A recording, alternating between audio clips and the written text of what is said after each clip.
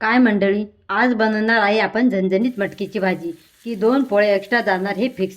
सगळ्यात आधी कढईत तेल गरम करा. तेल गरम झालं की त्यात जिरं मोहरी टाका. टकटक आवाज आला की समजा भाजीचा मूड सेट झाला. आता बारीक चिरलेला कांदा आणि लसूण टाका.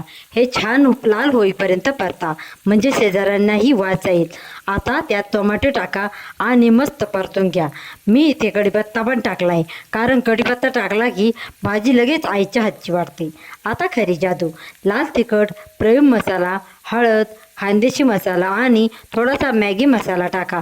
सगळं छान परतून घ्या आणि मीठ टाका. मसाला जळू नये म्हणून लगेच थोडं पाणी टाका. आणि आता एंट्री होते आपल्या उकडलेली मटकीची. मटकी टाकून सगळं छान मिक्स करा. झाकण ठेवा आणि लो फ्लेमवर 2 मिनिट उकळी येऊ द्या. शेवटी शेंगदाण्याचा कूट आणि भरपूर कोथिंबीर टाका. परत झाकण ठेवा. 2 मिनिटं उकळी येऊ द्या आणि बस, तयार आहे झणझणीत मसालेदार मटकीची भाजी.